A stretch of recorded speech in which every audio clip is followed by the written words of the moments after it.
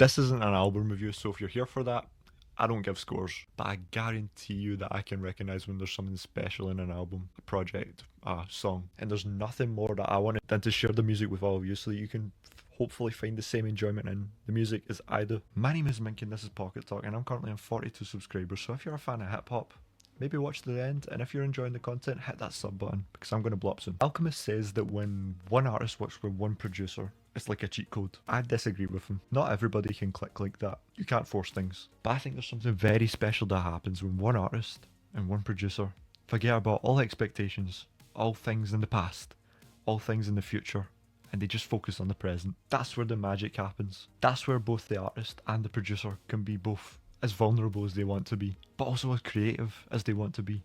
In alignment, there's an unspoken energy that happens there.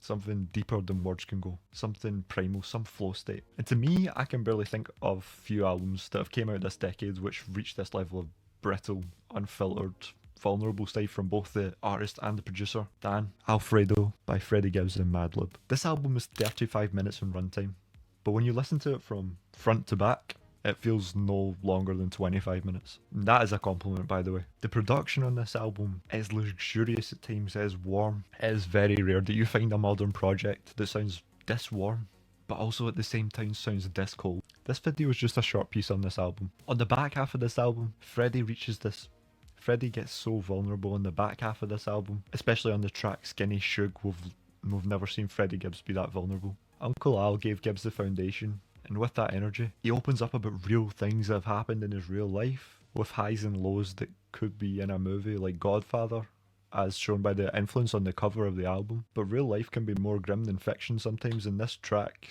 is the personification of that. This track has Freddie opening up about things, dealing with suicidal thoughts, him having an indirect influence on the death of his uncle, knowing that he had indirectly supplied the drugs that his uncle had overdosed off of, him starting rapping to stop selling drugs, but then later coming to the realization that he's actually selling drugs to support him being able to still rap. So it's actually the other way about. And a lot more things. And this is just one track off of the album, which was Skinny Shug. The production on here is unexpected at times, minimal at times, but it's never too much, and it's also never too little. This is a rare instance where the artist and the producer truly complement each other to the highest degree, and that is something you can't fake. You can't fake that chemistry. It's not possible. But going into this album, we already knew that Freddie had chemistry with Madlib, but there's also something extremely refreshing as a listener to know that someone like The Alchemist can bring out something completely different, a completely different side to Freddie. Not to mention that we'll never see another album with this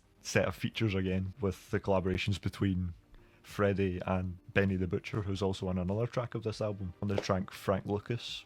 You can also already guess that there's a lot of mob influence and inspiration that takes place in this album. That again, we'll never see another collaboration like that, which makes me kind of sad, but we can always hope. And obviously this is due to the dumb beef between Freddie Gibbs and Benny the Butcher of Griselda, and also by extension we'll never see another collaboration between Freddie and Conway, because if he's got beef with Benny, then Conway obviously will not want to be seen collaborating with him. One thing I will say about this album was that it is best enjoyed in solitude by yourself, but it also is quite challenging to listen to. I said that this album feels like a short listen, but that's not to say that it doesn't challenge the listener at times, because it absolutely does. But that's part of why I enjoy it so much. And if you haven't heard it before, I'd highly recommend checking it out. And you can probably tell I'm a big fan of it. I literally have the hat. I bought this off of the store. I don't even like hats, they don't fit me. But yeah, if you're looking for something that is refreshing, unexpected, also very raw, unfiltered and real, then check this album out.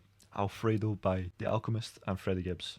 The Alchemist being the producer and Freddie being the rapper. I don't want to give you too much though, I just want to shine some light on this project in the hopes that you might listen to it and find some enjoyment in this project for yourself. As much as I do, and as much as I still do. This is 5 years later. This album came out at the beginning of the pandemic in 2020, and I'm still talking about it 5 years later, so I hope that shines some light on how much enjoyment I get from this project, because it is both people in rare form, and you don't get that very often. Thank you so much for watching. This is just a short piece on the album. I don't want to give you too much. I hope you go and check out for yourself. I've been your boy Mink. This is Pocket Talk again.